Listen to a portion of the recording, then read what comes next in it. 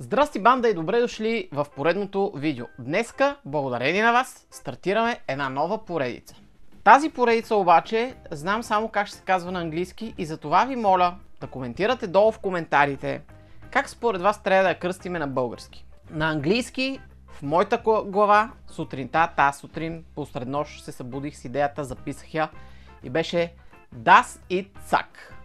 Das it suck. Както и да е правилното произношение на английски. Обаче на български някакси гадно ли е, ми звучи тъпичко, дали става горе-долу.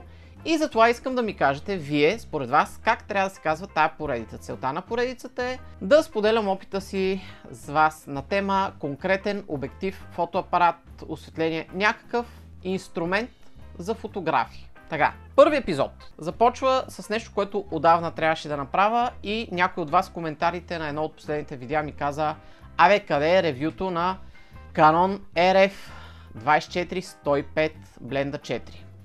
Аз преди около година, може би, го взех от приятел с идеята да го тествам и да направя ревю, обаче не стигнах до ревюто. И тъй като съм се издал, че имам такива планове в някое от видеята, вие ме държите отговорен, за което съм благодарен. Така, ревюто обаче ще бъде кратичко. Защото колкото и да ми се искаше да харесам този обектив, ама много ми се искаше да го харесам, защото щеше да ми реши на мене малко проблеми, реших, че не е моето. Но, докато стигнем защо реших, че не е моето и какво всъщност направих аз, за да реша моята ситуация, нека ви кажа така. Тествах го, защото исках да снимам повече събития и смятах, че с 24-105 ще мога да покрия основната дължина за събития, която ми е необходима. Като човек, който е снимал достатъчно детски рождени дни, кръщенки, сватби и всякакви такива неща. И сравнително скоро бях снимал с 24-70, само че на Blenda 2.8, а не на 4. И стария обектив, а не RF версията, но въпреки това. И реших, че може би 24-105 на Blenda 4 ще е окей.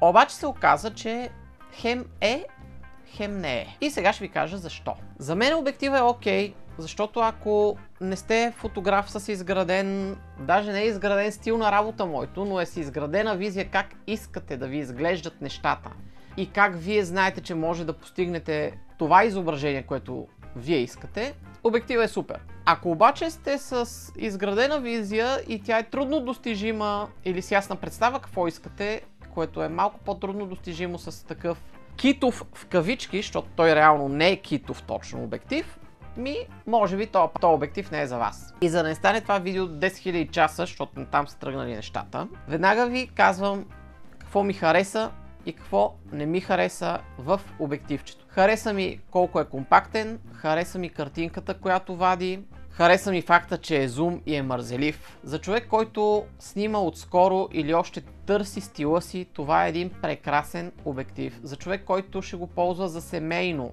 ще си купи един фотоапарат, фотографията му е хоби, иска да го развива, но още не е сигурен колко сериозно. Невероятен обектив. Окей като картинка, окей като тегло, не е прекалено голям, не е прекалено тежък, има достатъчно приличен рейндж, т.е. от 24 до 105, нали, не е толкова както от 24 до 70 или от 28 до 70 или някакви такива. Обективчето е готино. Какво не ми хареса? Не ми хареса Blenda 4, не ми хареса, че за да размажа фона зад някой и да отделя някой от фона, трябва да съм задължително на 105 мм и пак дефокуса не е толкова кръвообразен, не е толкова мазничък, има си визуална разлика. По-рано ви казах, че търсех решение на моя проблем. Моя проблем беше аз с какво ще снимам събития и в момента, в който реших да тествам апарата с този обектив как работи и дали ми харесва картинката, аз имах един единствен апарат Full Frame Canon. И снимах с 35 мм и 85 мм обектив, които се сменяха когато това беше нужно. В момента, в който тествах 24-105, малко по-късно излезна втора ръка R-ка за пари по-малко от 24-105. И по този начин аз имам възможност хем да имам два апарата, ако с единия стане нещо, да имам бекъп, хем да имам два обектива на два апарата, т.е. едно широко и едно дълго в мене винаги и така много по-лесно за мен самия се покрива едно събитие. Това е причината, поради която аз не купих 24-105, защото ми излизаше по-евтино да си купа втори апарат, втора ръка. Намерих доста запазен такъв. И получих това, което аз искам. Аз искам да снимам основно с твърди обективи, защото картинката, която те вадят, макар и ниския клас твърди обективи на Blenda 2 и на Blenda 1.8, ми харесва повече от 24-105 на Blenda 4. Надявам се, че това видео ви е било полезно, а в отговор на въпрос на видеото Does it suck, или гадно ли е, или става ли, 24-105 всъщност не е гаден обектив в никакъв случай. Обектив, който е невероятен за някой, който тепърва ще се занимава с фотография. Обектив, който е прекрасен за някой, който ще снима основно семейните си празници, деца и ще го води на екскурзии, на почивки. Един обектив, който да ти свърши страшно много работа, ако нямаш конкретни изисквания към това, което създаваш и знаеш защо няма да ти свърши работа.